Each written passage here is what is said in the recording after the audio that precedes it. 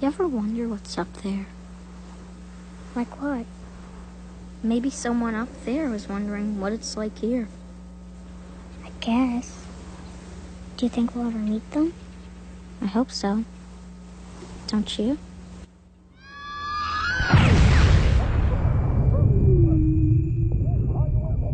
Do you think we'll ever meet them?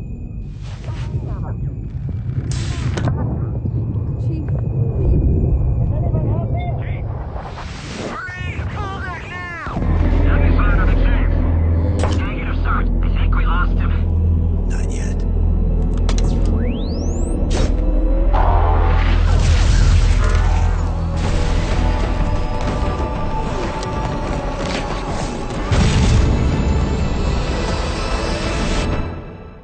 E aí, aqui é o Zangado hoje de sagas, e a saga que eu vou contar a história, analisar e trazer informações nerds extras também é essa saga prometida já há muito tempo e finalmente chegou a hora, a saga Halo. Ah, Zangado, aquela personagem da DC? Não.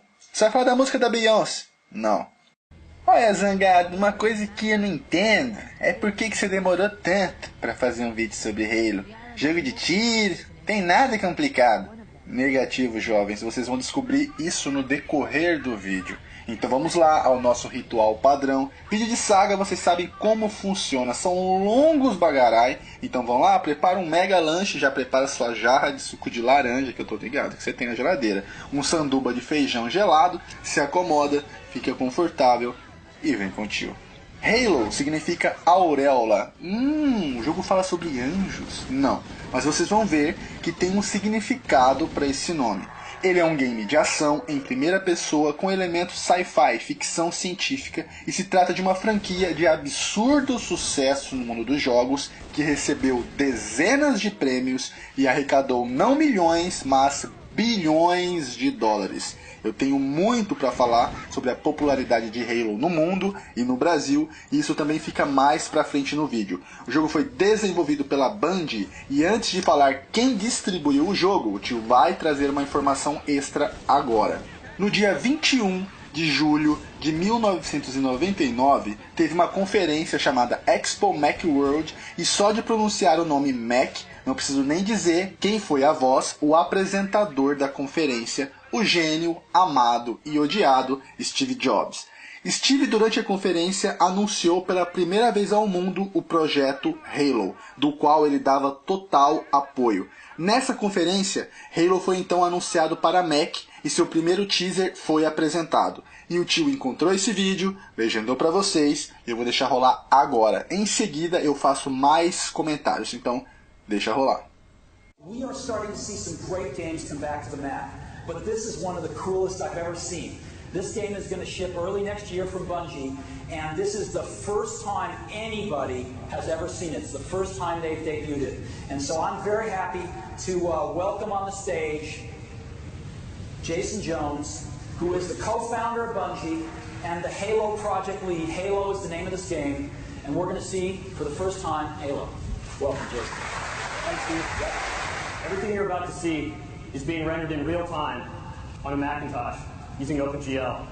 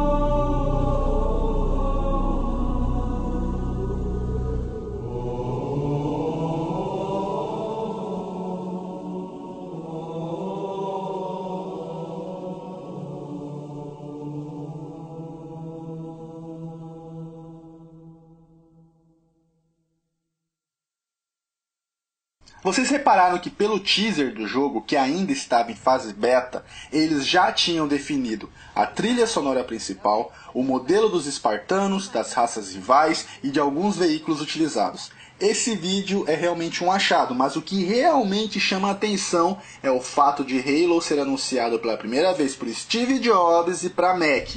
Mas o que diabos aconteceu então, Zangado? Esse jogo não é da Microsoft, não é do Bill Gates. Jovens, Steve Jobs e Bill Gates têm uma história longa juntos, de amizade, seguindo assim para rivalidade de empresas, mas o mundo é dos espertos. Quando o Halo foi apresentado, seu teaser teve um enorme destaque na conferência e chamou a atenção mundial e, claro, inclusive da Microsoft, empresa rival. Logo, ela procurou a Band, que até então era uma empresa muito pequena, e simplesmente a comprou, investindo no jogo para que ele se tornasse um exclusivo do seu novo console, o Xbox, que tinha uma missão nada fácil de competir contra o PlayStation 2. O anúncio da compra foi feito em 19 de junho de 2000, então o jogo Halo passaria a ser um exclusivo de Xbox, e o tio tem mais info extra e mais vídeo raro para vocês. Eu vou deixar rolar aí de fundo enquanto eu vou explicando. Esse vídeo que vocês estão assistindo agora se trata da versão beta de Halo, ainda nos tempos do Mac. O jogo na verdade seria em terceira pessoa, sendo controlado pelo mouse, onde nós teríamos a opção de jogá-lo como um game de estratégia, podendo escolher a posição da câmera bem longe ou bem próxima do nosso personagem, até então chamado de Trooper. A Microsoft então disse à Band que isso deveria ser mudado, porque não daria certo nos consoles. Foi então que eles tiveram que retrabalhar toda a jogabilidade e sistema do jogo, o transformando em um jogo de primeira pessoa, com um protagonista e tal. Então agora eu posso voltar lá atrás e dizer: Halo é um game de ação em primeira pessoa com elementos sci-fi, ficção científica. O jogo foi desenvolvido pela Band e distribuído pela Microsoft. O jogo foi lançado em novembro de 2001, sendo um exclusivo de Xbox, mas suas vendas foram tão altas que a exclusividade foi quebrada em 2003 e ele também foi lançado para PC e Mac. Seu nome foi estendido para Halo Combat Evolved porque a Microsoft acreditava que ficaria com uma sonoridade melhor do que apenas Halo. E a Band deixou bem claro para todos que odiava essa extensão. Em 2007, o jogo passou a ser vendido na Live para Xbox 360 e em 15 de novembro de 2011 foi lançado Halo Combat edição de aniversário, comemorando 10 anos de lançamento, e se tratava de uma versão de Halo 1 em HD que trazia mais algumas novidades. Falando nisso, o gameplay ao fundo se trata justamente dessa versão em HD, do qual possui legendas em português.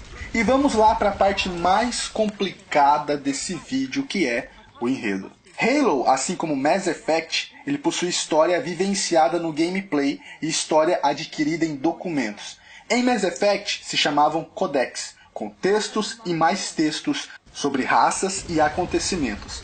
Em Halo se chama Terminais. O universo do jogo é muito maior do que vocês podem imaginar, mas muito maior mesmo. Para vocês terem um mínimo de noção, o universo de Halo é tão grandioso que ele consegue ser 2 vezes maior que o de Mass Effect. Sei que vocês já se assustaram com essa informação, mas eu vou assustar um pouquinho mais. Se você que está aí me ouvindo agora diz: Zangado, já zerei todos os Halos. Todos. Até mesmo os spin-offs. E eu entendi toda a história, tudo que eu joguei. Ok. Meus parabéns. Se você realmente entendeu tudo de todos os jogos, isso quer dizer que você sabe 30% de toda a história de Halo. Porra, Zangado, não pode, velho. Não. Cara, zerei todos os jogos. Como assim eu só sei 30%? Você tá louco? Jovens, eu sei que a trama gira em torno de Master Chief, sei que ele é uma peça fundamental, mas assim como em qualquer guerra, muita coisa aconteceu antes dele e muita coisa aconteceu durante a sua existência. Eu queria ver muito a cara de vocês agora, porque a maioria não está conseguindo assimilar o que eu estou dizendo ainda. É realmente um exagero de informação. Bom, eu vou contar a história de Halo detalhadamente, separando em tópicos para o entendimento ficar melhor, ok? O jogo se inicia no ano de 2552 e você já se vê envolvido em meio a vários acontecimentos. Para começar, você está em uma enorme nave de guerra, sendo mais preciso, um cruzador de pequeno porte. Porra, Zangado, o tamanho dessa porra na foto, você tá falando que é pequeno porte? Pois é um dos menores cruzadores existentes. Esse cruzador é chamado de Pilar de Outono e ele é pertencente ao Comando Espacial das Nações Unidas. Em inglês, sua sigla é UNSC. O UNSC é a força responsável pelas operações navais exploratórias, científicas e de batalha da humanidade no governo unificado da Terra. Falei bonito, né? Tô só esquentando, a gente vai falar bonito direto. A nave Pilar de Outono estava em rota de fuga de uma ameaça que está os perseguindo e muito próximo de alcançá-los. Ah, Zangado, de quem eles estão fugindo? E por quê? Pra onde eles vão? O que eles vão fazer? Goku é mais forte que Superman? Jiraiya é mais forte que Jaspion? Certo, uma coisa de cada vez. O jogo é futurista. E como todo jogo futurista, alguma coisa aconteceu com a Terra. Ah, Zangado, zumbi? Não. A Terra existe, tá Trunks. O problema é que a população fez muito sesgo e acabou dando uma lotada. Tá meio difícil, meio apertado o negócio, fazendo os humanos explorarem as galáxias em busca de novos planetas habitáveis. E isso já era possível, pois já havia tecnologia para a utilização do Sleep Space. O tio vai falar bonito de novo, sente só.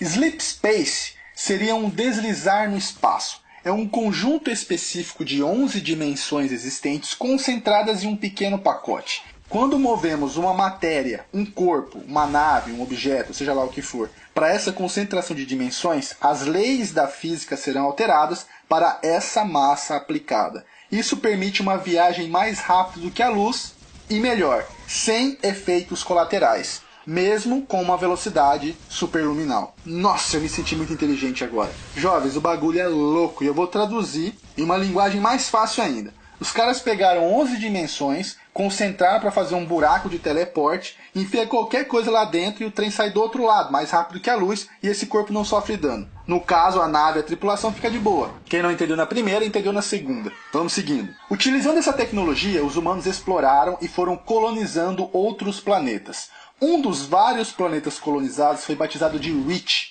Ele seria o planeta mais próximo da Terra, apenas 10,5 anos-luz de distância. Logo ali, 2 palitos você chega. Depois da barraquinha espacial da tia do pastel, você vira à esquerda e segue reto toda a vida. Não tem erro. Reach era um planeta rico em titânio, e como ele era próximo da Terra, os humanos o transformaram em um planeta militar. Lá foram construídos estaleiros navais intergalácticos, locais onde as naves militares eram construídas. Também foram construídas bases científicas, militares. Reach foi formada para ser um anjo da guarda da Terra. Pois bem, um outro planeta colonizado pelos humanos, batizado de Harvest, ficou conhecido como um planeta agrícola. As terras e clima eram excelentes, os humanos passaram a cultivar milho, trigo e vários tipos de frutas e verduras, e as colheitas eram muito fartas, se tornando assim um planeta muito rentável para os humanos. O que ninguém esperava é que esse planeta fosse descoberto por um grupo de alienígenas hostis, que o atacaram, forçando a população composta por 300 mil habitantes de ter que abandoná-lo, e a maioria deles eram trabalhadores e não militares. Os poucos militares que lutaram acabaram sendo exterminados. Reforços humanos foram enviados, conseguiram salvar a maior parte da população e ainda conseguiram defender Harvest a esse primeiro ataque. Depois desse incidente, outros começaram a acontecer, danificando Harvest completamente. E não foi apenas ali. Depois que os alienígenas conseguiram a confirmação da existência e do paradeiro da raça humana, ataques a vários planetas colonizados começaram a acontecer. E por essa, os humanos não estavam esperando e acabaram perdendo várias guerras. Harvest sofreu vários outros ataques, até que um dia perdeu o contato completamente. Então os humanos de Reach enviaram uma força-tarefa de soldados para investigar o que sobrou do planeta e buscar sobreviventes. E isso acabou dando merda, e merda das grandes. O grupo de espaçonaves também perdeu contato com Reach. E depois de algum tempo, sem saber o que aconteceu, apenas uma das naves retorna a Reach, quase toda destruída, e disse que nem sequer conseguiram chegar a Harvest, porque encontraram uma nave gigantesca alienígena que sozinha os derrotou e eles tiveram que escapar. Mas jovens, Não foi só más notícias que eles levaram a Reach, eles levaram os alienígenas também.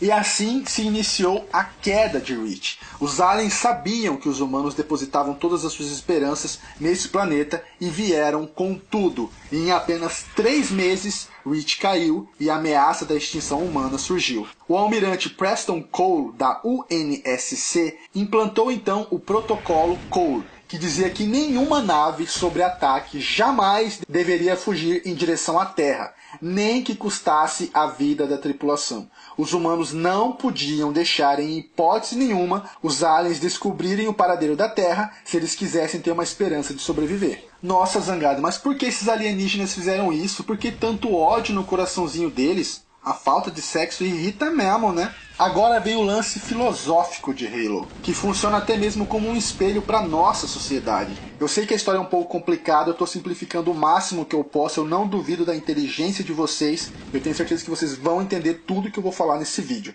Então vamos continuando, porque tem mais coisa. Os alienígenas que atacaram o planeta Harvest e todos os demais planetas controlados pelos humanos são conhecidos como Covenant, que significa o pacto. Seria uma aliança religiosa entre várias espécies de aliens. Sobre essas espécies, essa aliança eu vou deixar para falar lá para frente quando eu estiver comentando sobre os tipos de inimigos. Lá eu especifico cada um. Por enquanto eu vou falar deles como um todo, porque eles seguiam a mesma crença. Os Covenant são adoradores de uma raça conhecida como Forerunner, também apelidada de os deuses, os escolhidos, os ancestrais e os criadores, nascidos no planeta Gibalbi. Esses que seriam então os primeiros seres existentes.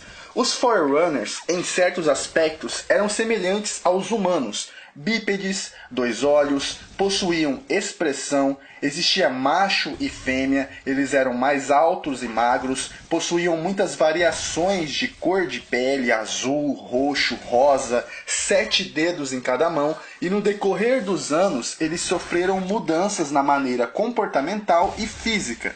Em outras palavras, passaram por evolução. Quando já desenvolvidos, tiveram política, seu conselho era chamado de Ecumene e era formado por um primeiro conselheiro e mais 500 vereadores. Eles construíram cidades, formaram-se classes econômicas, surgiram os casamentos e várias outras tradições, além de um avanço tecnológico incalculável. Dizia-se que eles já dominavam o Sleep Space, aquelas viagens mais rápidas que a luz, que eu citei lá atrás, milhares de anos atrás. E agora vem o X da questão. Com toda essa semelhança com nós, humanos, vocês estão sentindo falta de alguma coisa? De mais uma semelhança? Não? Ok, eu falo. Está faltando a religião. E isso é de explodir a cabeça de qualquer um. Como a primeira raça a existir em todas as galáxias, como uma sociedade que aprendeu tudo sozinha, evoluiu em uma velocidade então nunca vista, da onde que eles tiraram religião. Mas eles tiraram. E para vocês terem uma ideia, até Bíblia eles tinham. Mas claro, não se chamava Bíblia e não era um livro preto com versículos de apóstolo. Não. Se chamava manto. O manto da responsabilidade. Os Forerunners oravam, idolatravam aqueles que eles chamavam de precursores, que seriam os criadores do manto que eles seguiam. Segura aí, jovens, preste atenção, senão vocês vão voar pela janela e vão se perder. Os precursores teriam surgido há bilhões de anos atrás e eles seriam os primeiros seres, que seriam criaturas puras, sem forma física, apenas uma energia, algo divino. Eles eram uma raça muito avançada, que explorava as galáxias e semeavam a vida nos planetas, além de os auxiliar em avanços tecnológicos. Então, eles haviam semeado a vida em Gibalbi e ajudado os primeiros Forerunners. E quando estes já estavam super avançados, desenvolvidos e tal, os teriam escolhido para serem sucessores do manto. Um exemplo de como os Forerunners seguiam o manto é que eles não comiam carne, pois os precursores proibiam. Matar para se alimentar é de caráter irracional. Por isso os animais o fazem.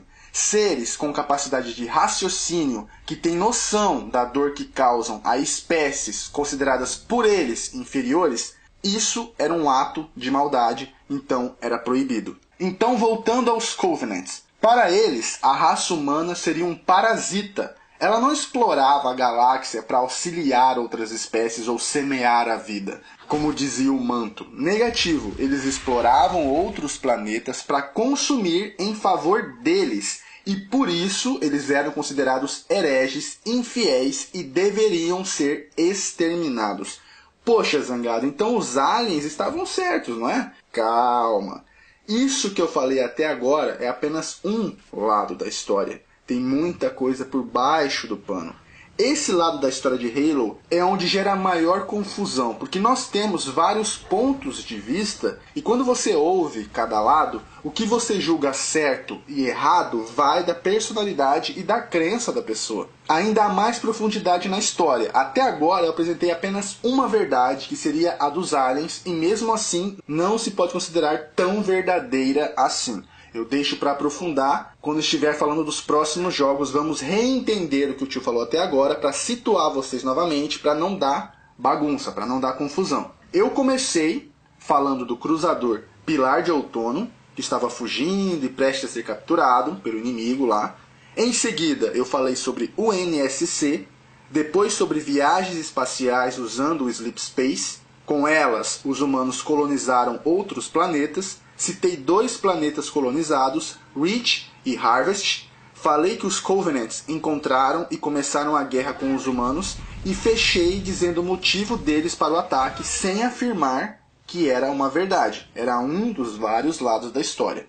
Ótimo. Agora vamos voltar para o Pilar de Outono. Na primeira cutscene do jogo, quando aparece o Pilar de Outono, aparece também o responsável pela nave, que é o Capitão Jacob Kais. Antes do início do game, ele havia recebido uma missão de levar os super soldados humanos, conhecidos como espartanos, para se infiltrar e tentar capturar um dos líderes dos Covenants. Além disso, ele recebeu também o Pilar de Outono para realizar o transporte desses soldados.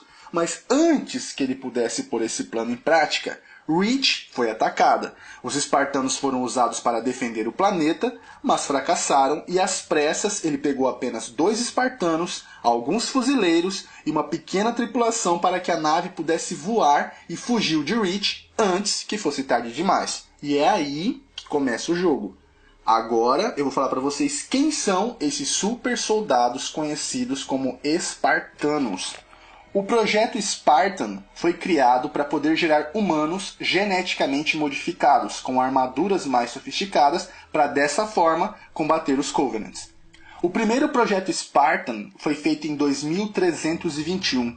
Vários voluntários apareceram e testes foram feitos, mas os resultados não impressionaram, as melhorias eram quase insignificantes e algum tempo depois o projeto foi encerrado, acompanhado de muita tristeza e muita frustração. Em 2491, o projeto foi aberto novamente, mas em segredo. Os humanos já tinham avançado mais tecnologicamente e novos suquinhos Gummy foram criados para implantar nos voluntários. Novamente eram todos militares, o projeto alteraria o sistema nervoso do soldado, suas memórias e seu físico. De todos os voluntários e não voluntários, porque alguns eram levados à força, 165 se formaram. E em 2496 eles foram testados em batalha, tendo apenas uma baixa. Os resultados foram satisfatórios, mas ainda assim não era o esperado. Os gastos para se formar um único espartano era muito alto e o desespero começou a tomar conta dos humanos. Em 2506, os espartanos já não eram mais tão eficientes quanto antes e iniciou-se a elaboração de uma nova tentativa,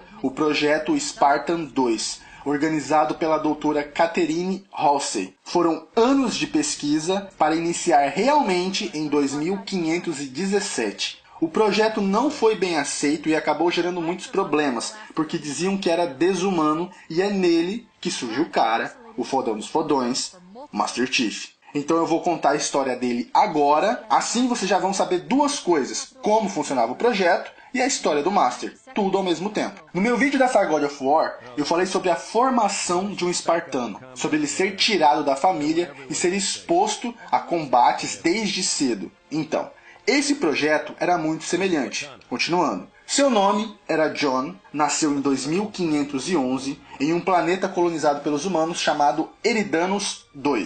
John foi selecionado para participar do projeto.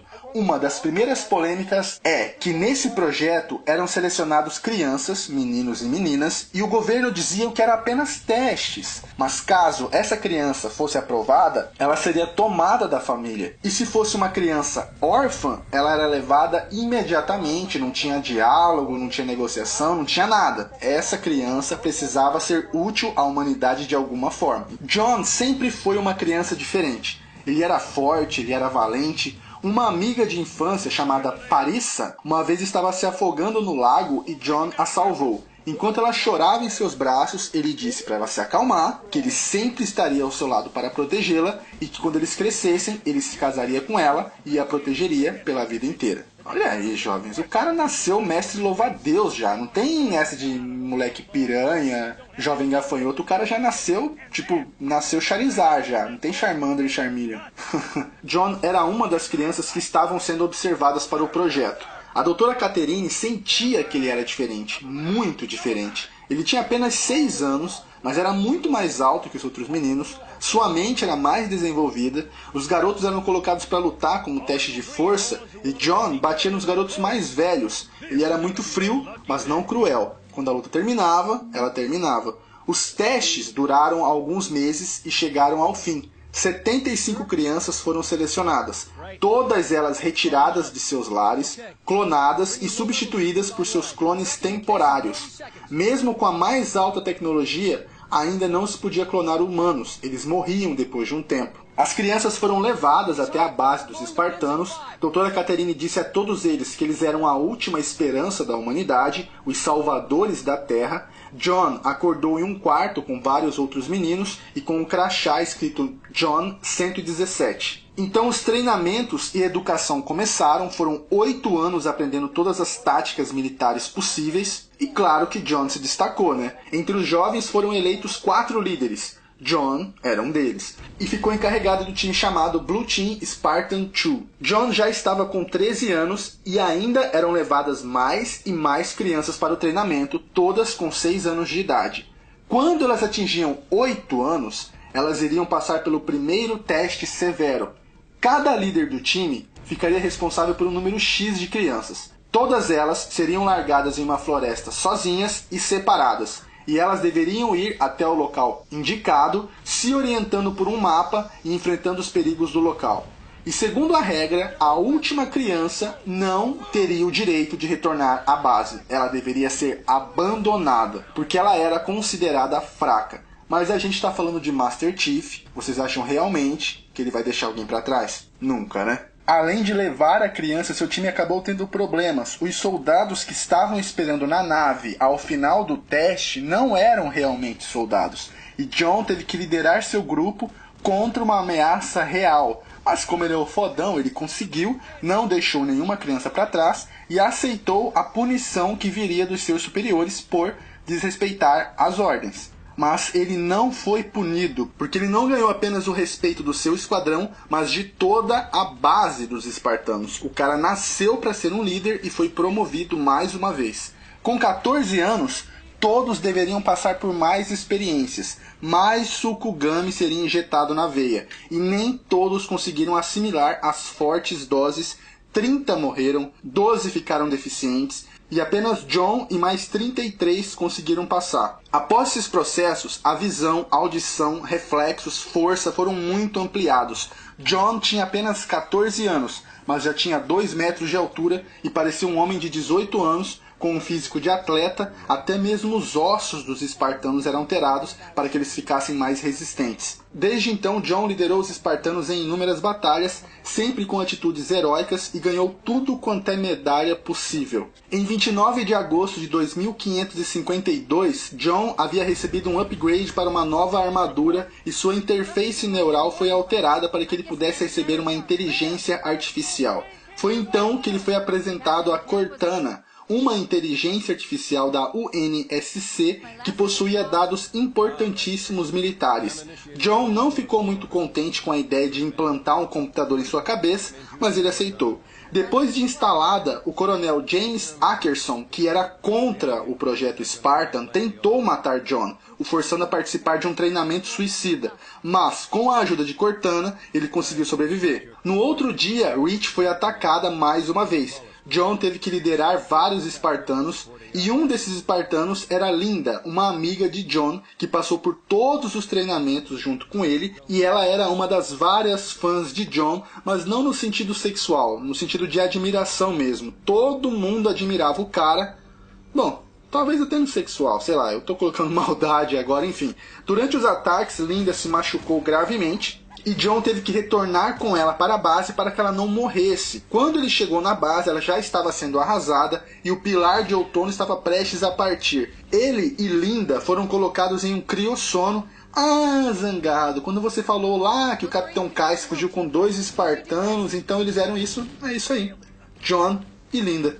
Master Chief não é apenas um super soldado, ele também é um herói exemplar. Nos primeiros Halos ele não falava muito, digamos que ele falava apenas o suficiente. Quem explicava os acontecimentos do jogo e narrava a base, os passos de Chief, era Cortana. Uma outra curiosidade é que o uniforme de Master Chief foi claramente inspirado no Marine de Doom, só que com um capacete de motocross. Os desenvolvedores da Band já disseram que são fãs de Doom. Na verdade, quem que não é fã de Doom, né? Só mesmo quem não curte jogo em primeira pessoa pra dizer que não é fã.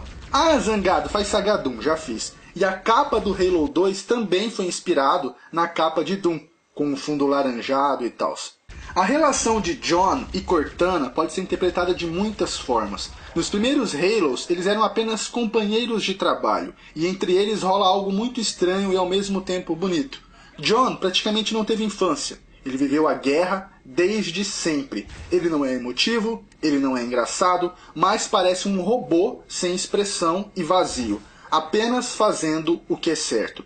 E Cortana, que é um computador, é mais humana do que ele. Ela é sarcástica, ela é engraçada, tagarela e, acreditem ou não, emotiva. E é ela que vai trazer sentimentos perdidos de volta para John. Mas o sentimento de amizade entre eles só começa mesmo em Halo 2. E quando tá em Halo 4, nossa, mas isso deixa mais pra frente. Master Chief é considerado um personagem icônico na história dos jogos. Uma estátua de cera foi feita em sua homenagem e exposta em Las Vegas, ao lado de figuras como Batman, Frodo, Luke Skywalker. Master Chief foi escolhido para representar todo o monstruosamente gigantesco universo de Halo, onde política e religião são apresentados e relacionados às nossas próprias. Então, jovens, voltando mais uma vez e pela última vez ao Pilar de Outono. A nave estava fugindo dos Covenants, mas acaba sendo alcançada e atacada. A tripulação começa a ser assassinada e o Capitão Kais não pode deixar Cortana cair nas mãos da Aliança, senão fudeu.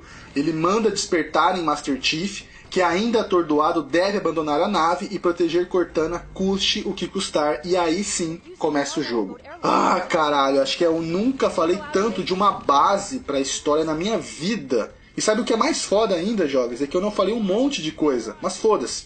Eu vou jogar mais pra frente pros outros jogos, porque senão eu não vou analisar Halo 1 nunca. Então quem tá aí desesperado pra ouvir mais coisas da história, segura as pontas. Aguenta aí e vamos finalmente para o jogo. A campanha dura em torno de 5 a 6 horas de duração, e um grande destaque que vale ressaltar é que ela poderia ser jogada em modo co-op. No caso, seriam 2 Master Chiefs. Halo foi um dos primeiros jogos de tiro em 3D a oferecer um modo co-op na campanha principal. E uma outra coisa sobre a campanha que vai assustar muitos fãs de Halo que estão me ouvindo aí agora é o seguinte: todos os jogos possuem campanhas lineares, apenas com um final. Mas, em todos esses, também há finais estendidos. Espera, Zangado, não entendi, velho. Eu explico melhor. Vamos supor que você zerou Halo 2. Beleza. Você viu o final, os créditos subiram. Ok. Caso você rejogue o game no modo mais difícil, conhecido como lendário, quando você novamente zerar, o final será o mesmo, mas com ângulos de câmera diferentes e novas situações. Mais alguns segundos serão acrescentados. Mais uma cena, mais um diálogo, mais alguma coisa. Porra, Zangado, eu não sabia disso. Pois é. E eu já vou dar uma dica. Quando você completa um Halo, todas as missões do jogo ficam liberadas para você escolher qual você quer jogar. Então, para destravar o final estendido, você não precisa rejogar o game inteiro. Basta rejogar a última missão no modo lendário e já era. E como o jogo funciona? Certo, lembrando que o sistema de Halo é praticamente o mesmo, então explicando um, eu já estou automaticamente explicando os demais. Então nos próximos eu só vou ressaltar o que foi removido, alterado ou acrescentado. No jogo nós podemos andar, correr, executar um ataque físico, tipo uma coronhada, se abaixar, andar abaixado, pular, mirar e atirar, dirigir e pilotar vários tipos de veículos. Halo também foi um dos primeiros jogos a apresentar um shield regenerativo. Quando o Master sofre dano, esse shield reduz, mas caso ele se esconda, ele recarrega novamente. E alguns dos inimigos também possuem esse tipo de shield. Halo 1 trabalhava com kits médicos para recuperar o HP. Esse sistema foi alternado durante todos os jogos da saga. Os Halos que utilizavam kit médico são Halo 1, ODST e Reach. E os que possuem sistema de recovery do HP são 2, 3 e 4.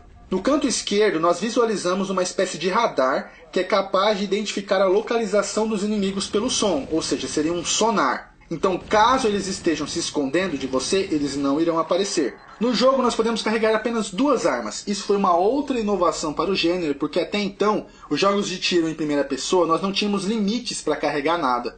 Eu lembro que jogando no PC, alguns desses jogos anteriores a Halo, nós usávamos o teclado numérico para selecionar as armas. E a gente usava todas as teclas numéricas. Eram muitas armas que se podia carregar. E outra coisa, Halo te força a trocar constantemente de arma, porque você não encontra munição daquele tipo toda hora. Além das 2 armas, nós também poderíamos carregar 2 tipos de granada. No caso de fragmentação, granadas humanas, e as de plasma, que eram dos aliens. As de plasma tinham um impacto menor, mas são capazes de grudar nos inimigos. Nós podemos carregar 4 unidades de cada tipo de granada, mas tinha um problema. Nós não poderíamos escolher qual tipo usar. Se você quisesse usar granadas de plasma e tivesse indicando que estava selecionado as de fragmentação, você teria que gastar as 4 de fragmentação para daí sim mudar para as de plasma. Na versão dos PCs, isso foi corrigido, e para os consoles, só a versão de aniversário foi corrigida. A partir de Halo 2 já veio um botão para escolher o tipo de granada. Há também uma lanterna que possui uma bateria que vai consumindo, e quando esvazia você deve desligar até que ela se auto-recarregue. Essa lanterna existe do Halo 1 ao 3. Halo também era um jogo que seguia direto, os loads aconteciam durante as cutscenes. Eu já citei para vocês que Gears of War e God of War foram dos primeiros jogos a trazerem esse tipo de tecnologia. Sim, eles realmente foram, mas Halo conseguiu apresentar isso em 2001, realmente um feito. A ambientação de Halo é sempre variada, mas ao mesmo tempo semelhante. Que isso? Você tá bêbado, Zangado? Explica direito. Olhando cada jogo isoladamente, há vários tipos de cenários. Interiores de naves, bases, locais externos, geralmente paradisíacos, né? Ilhas, florestas, às vezes desertos, ou locais destruídos. Para um game só, porra, é variado esse negócio, né? Mas olhando como um conjunto, todos os Halos adoram explorar os mesmos ambientes. Sempre vai ter uma base, uma nave, uma floresta. Vocês estão me entendendo agora? Claro que a diferença de um jogo para o outro são os gráficos e os detalhes. E por falar em gráfico, os gráficos de Halo 1 na época era o que se tinha de melhor visto em um console. Explorava muito bem a capacidade do Xbox, a riqueza de detalhes impressionava, os efeitos de luz, de sombra, de fumaça, os buracos de balas na parede, e a cada jogo ficava mais e mais bonito. A evolução gráfica de Halo 2 foi uma das mais brutais de toda a saga. O jogo era muito, mas muito mais bonito que o anterior. E assim foi seguindo sempre para uma melhoria, com exceção do Halo ODST, que apesar de utilizar o mesmo motor gráfico do Halo 3, houve uma certa falta de capricho, além dos cenários do jogo não contribuírem também. Era um cenário escuro, destruído, sem aquela beleza de ambientação característica de todos os Halos, né?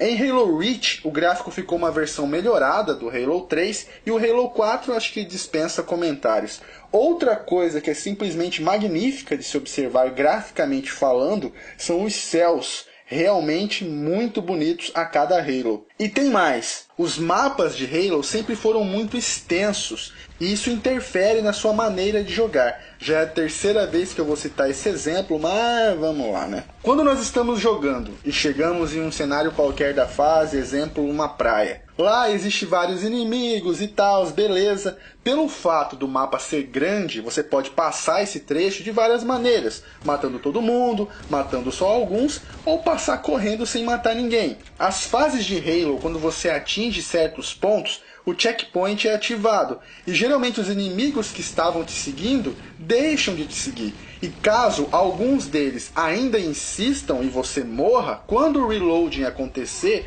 que a propósito, a partir do Halo 3 passou a ser praticamente instantâneo, no 1 e 2 ainda levava um tempinho, mesmo que muito curto, para recarregar, os inimigos que ficavam antes do checkpoint irão desaparecer, porque o jogo vai presumir que para chegar até ali você os matou. Sacaram? Eu citei esse tipo de exemplo em Crysis também.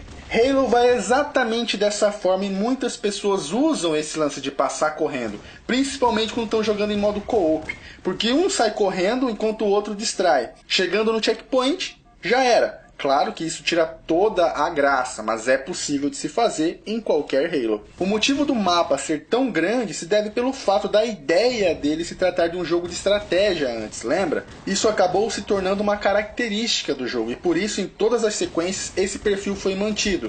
A partir de Halo 3, caso você vá para um caminho muito fora do mapa, muito oposto do seu objetivo, um aviso vai aparecer na tela dizendo que você está se afastando demais do seu objetivo principal e que o game over irá acontecer se você insistir. Esses alertas seriam as paredes invisíveis adotadas pelo jogo. Em vez de colocar ali uma parede realmente invisível, ele deixa você ir, mas põe esses avisos e ativa o game over. Um outro detalhe do jogo que era muito bom é que os corpos dos inimigos mortos não desaparecem do cenário. Você os matava, o sangue deles jorrava na parede, no chão e ficava. Haviam cenários que você dava a volta e os corpos ainda permaneciam ali. E isso era muito foda. E permaneceu em todos os jogos da saga. E a tolerância de sangue na parede e buracos de bala foi só aumentando a cada game. A trilha sonora dos jogos são totalmente originais. A Microsoft não queria aceitar a ideia da Band de produzir a sua própria trilha, mas as outras empresas de jogos estavam tendo problemas e dificuldades para a utilização de trilhas comerciais.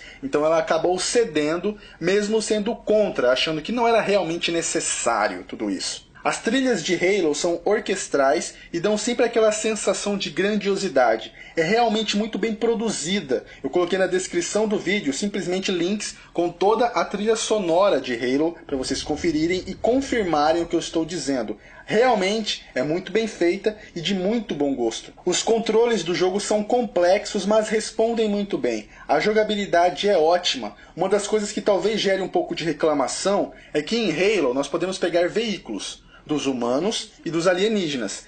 E o que incomoda algumas pessoas é que quando a gente entra em um veículo, a jogabilidade dentro dele continua sendo feita pelo analógico. Não entendi, Zangado.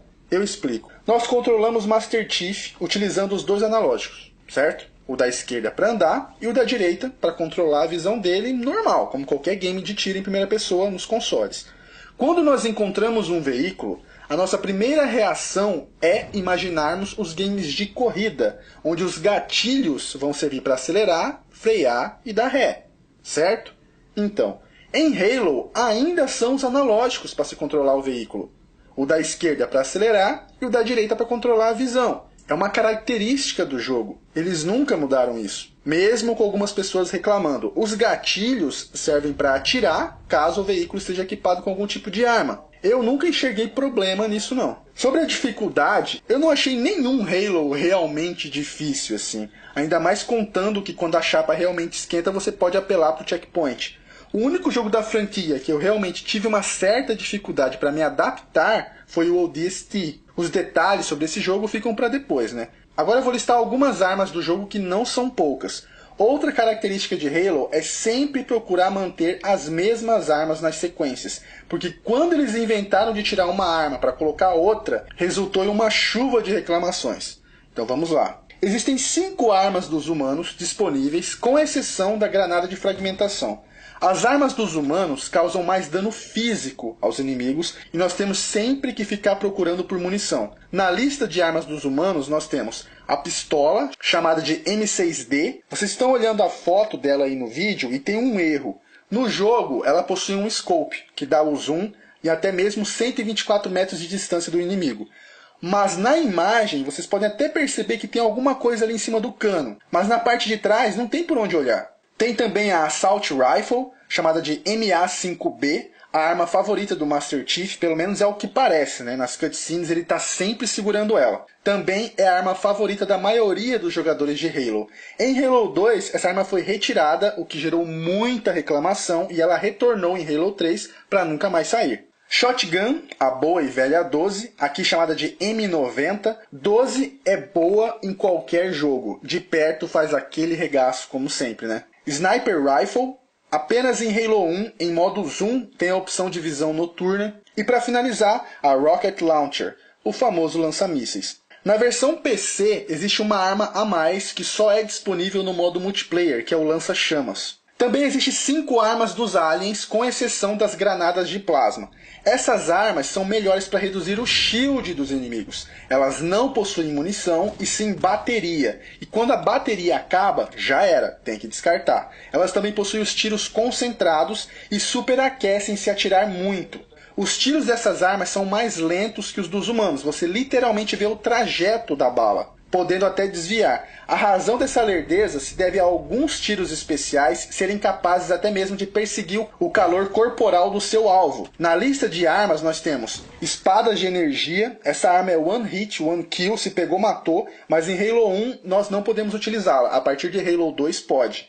O rifle de plasma, a pistola de plasma. O tiro concentrado dessa pistola é aquele que persegue o calor do inimigo. Needler, essa arma é muito foda, ela dispara uns cristais explosivos, ela atravessa a pele do alvo, causando já um dano, e depois ela explode, causando um dano ainda maior. E para finalizar, a Fuel Road Gun, que seria a bazuca, dispara uma enorme concentração de plasma. Antes de encerrar esse assunto de armas, a mira de Halo não é como a de jogos de tiros atuais, quando você aperta para mirar, o personagem ajeita a arma na tela para nós usarmos. Não tinha esse tipo de movimento antigamente. Então em Halo 1, quando você apertava para mirar, a câmera apenas dava um zoom para frente. Mesma coisa que eu falei no vídeo que eu fiz recentemente do Black. Vocês viram lá então, é daquele jeito. E Halo, como vocês perceberam, e eu também já falei várias vezes aqui no vídeo, busca ser um game tradicional. E pelo fato de Halo 1 funcionar com esse tipo de sistema de mirar e atirar, ele foi mantido até Halo 4, independente se hoje em dia o sistema é diferente. E outra coisa, se você tem uma arma com scope, que tem um rifle, o sistema é normal, o zoom acontece, você atira onde a cruz indica. Isso daí sempre foi padrão desde Halo 1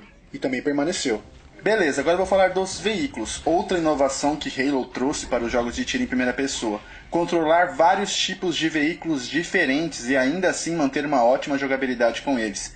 Pelos humanos, nós temos o clássico Warthog, que é até visto no primeiro teaser do Halo, que eu mostrei lá no início do vídeo, que carrega até 3 pessoas, uma dirigindo, uma no carona e outra na metralhadora que fica posicionada atrás. Esse carro anda bem em qualquer tipo de terreno. Existe uma variação dele chamada LAAV, que possui um lança-míssil embutido ao invés de uma metralhadora. Scorpion, que é um tanque de guerra equipado com metralhadoras e um canhão. E pelo lado dos aliens nós temos o Ghost, que é o veículo clássico, como o Warthog, também apareceu desde o primeiro teaser de Halo e é o meu veículo favorito de toda a saga. Ele parece uma moto, mas ele não tem rodas, ele é um flutuante. Ele é rápido, muito bom de se controlar e é embutido com uns canhões de plasma. E por último nós temos o Banshee, que é uma pequena nave equipada com 2 canhões de plasma. Durante as cutscenes e gameplay nós vamos ver mais veículos no jogo. O que eu citei até agora são os jogáveis. Outro veículo que é clássico, mas não jogável, é a nave Dropship Pelican, que carrega os veículos dos humanos e descarrega em campos de batalha.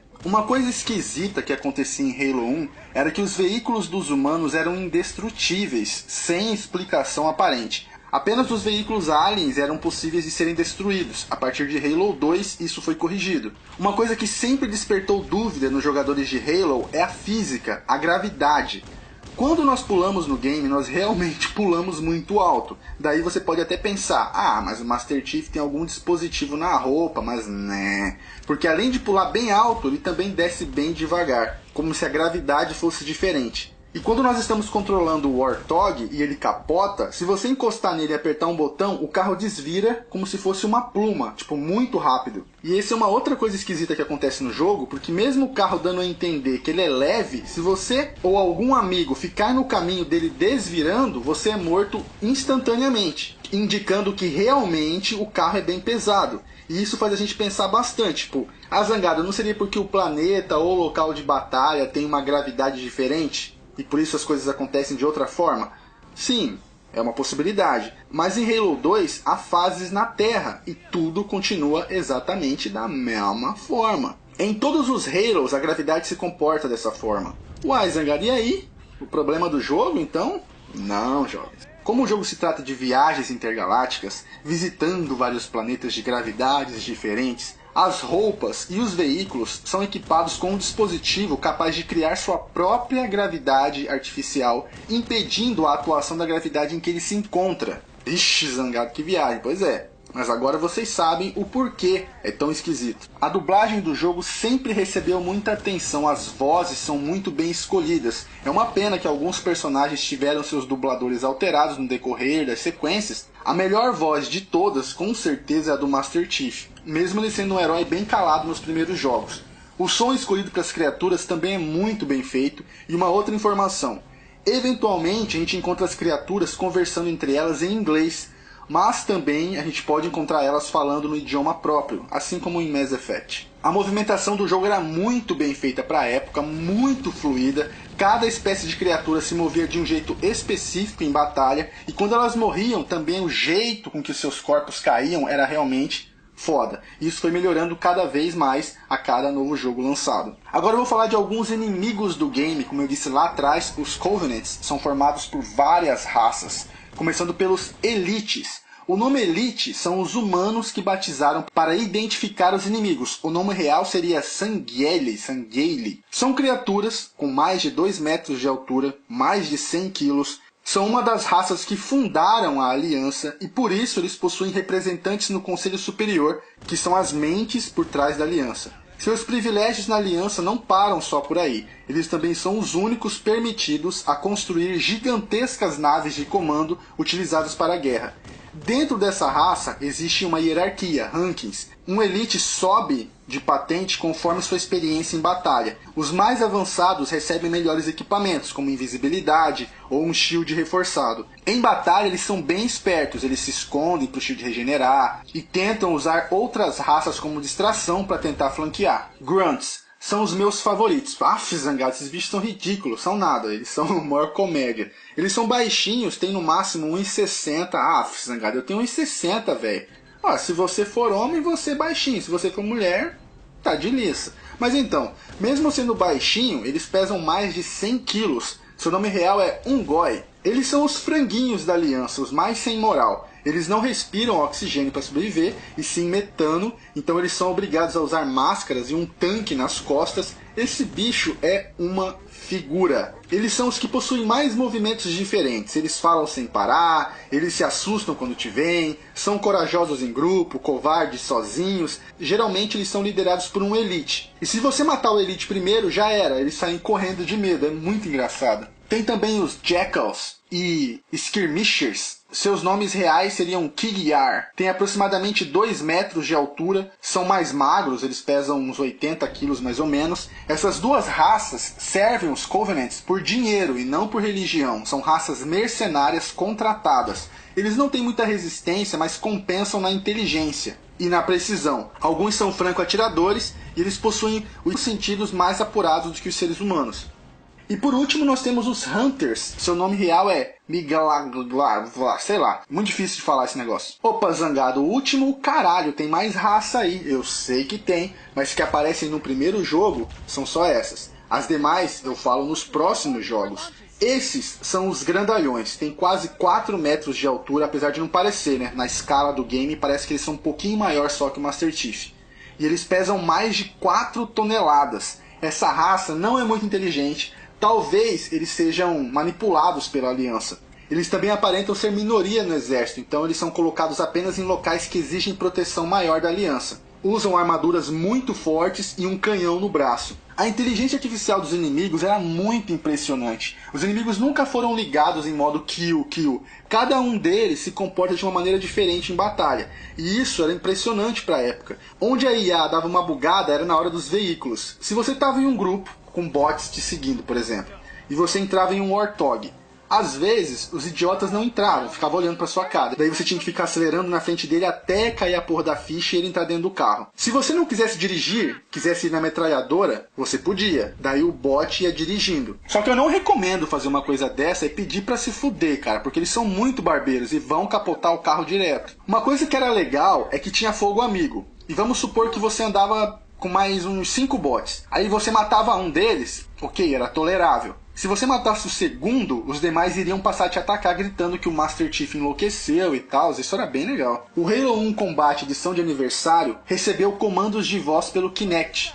Exemplo, se você matava um inimigo, um Elite, ele caía no chão, você se aproximava e dizia Scan. A Cortana iria escanear a criatura e todas as informações daquela raça, informações físicas e comportamentais que eu acabei de falar, por exemplo, irão para uma espécie de biblioteca, e o melhor, em português. E essa função scanner não se limita apenas a criaturas, mas também a armas e veículos, com direito a uma ilustração 3D para você visualizar. É muito foda. E uma outra novidade da edição de aniversário é que nos terminais eles são ainda mais completos que antes. Além dos textos, há CGs ilustrativas de alguns acontecimentos, e isso é ótimo. Halo 1 para Xbox não tinha modo online, mas você podia jogar partidas locais em até 4 jogadores. Na versão PC tinha modo online, com partidas em até 16 jogadores, 13 mapas disponíveis, e uma outra novidade que o jogo trouxe foi a utilização dos veículos durante o multiplayer, deixando o bagulho muito mais dinâmico e divertido. Os modos eram os clássicos, Deathmatch, Team Deathmatch, King of the Hill, Capture the Flag, o famoso rouba-bandeiras, né? Halo 1 teve média de 9.7 nas reviews mundiais, vendeu nada mais nada menos que 6.500.000 unidades.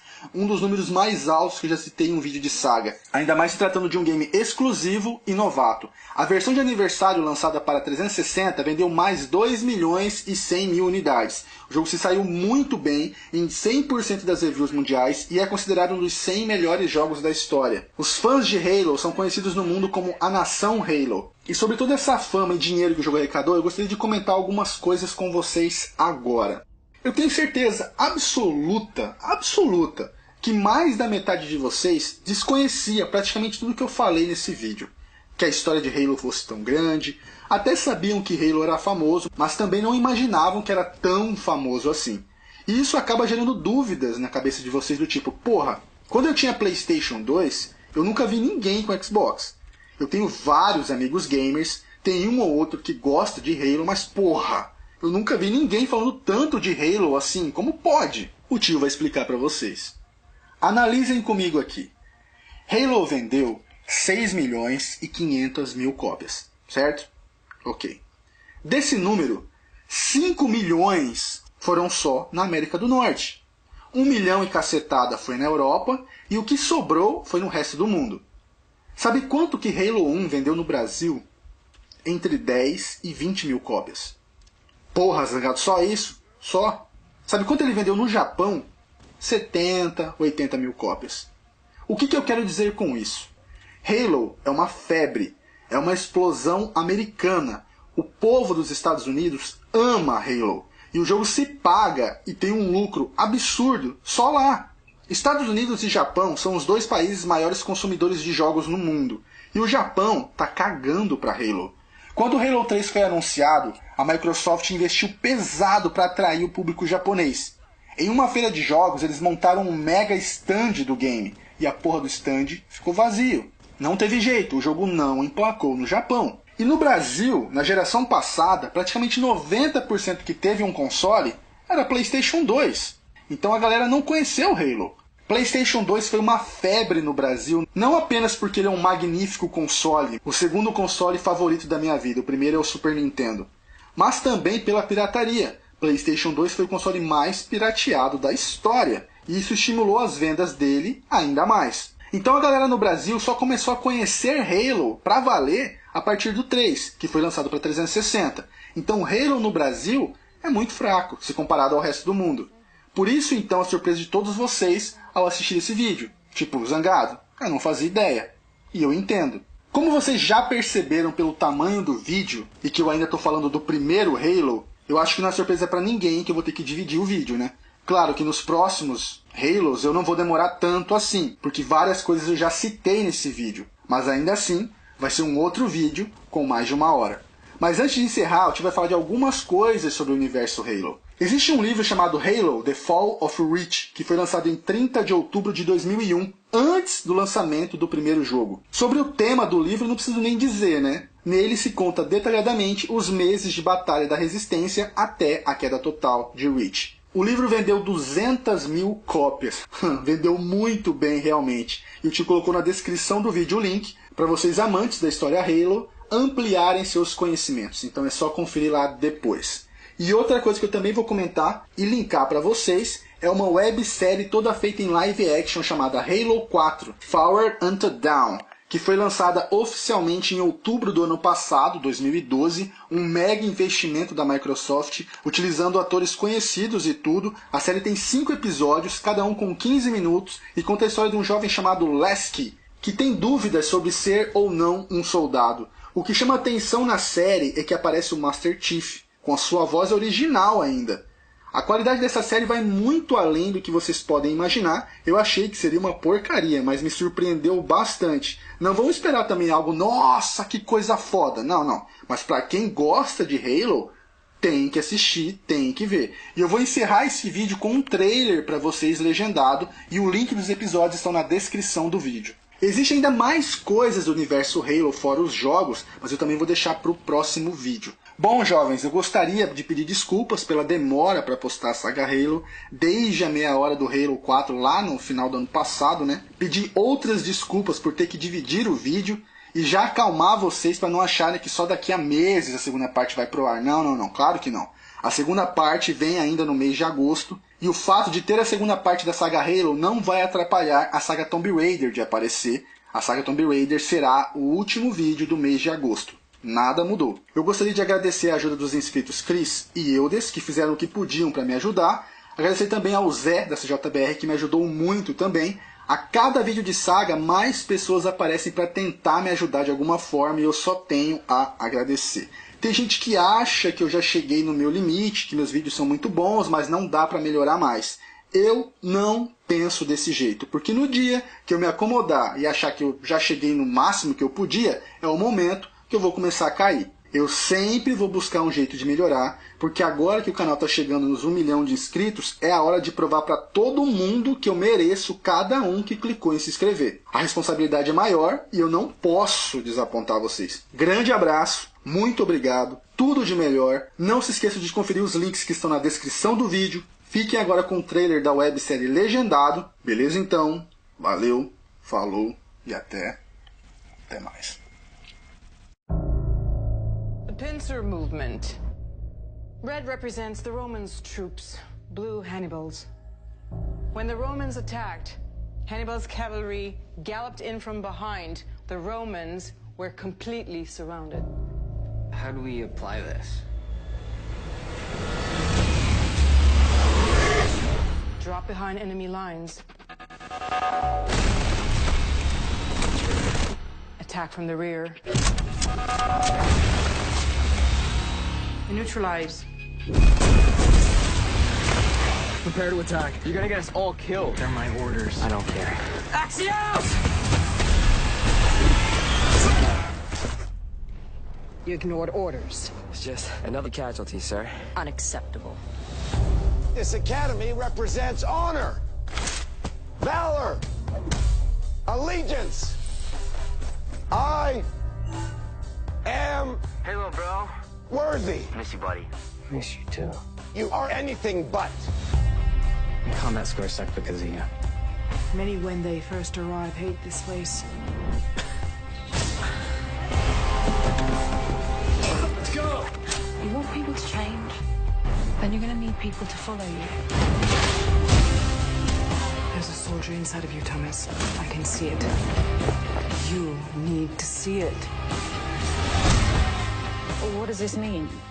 You're leaving?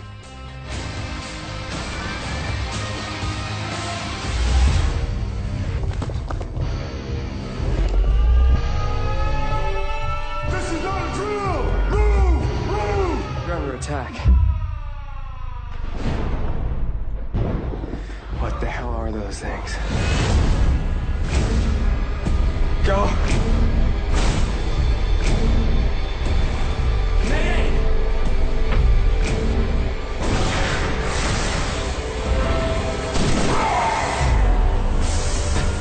Stay close to me. I'm your best chance for survival. It's a whole new war. You okay? Go.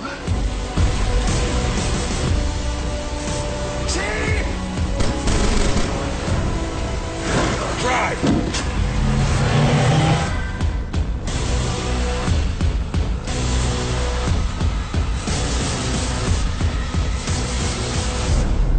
Mayday, Mayday. Forward unto dawn. Immediate evac. 117. Play it again, please.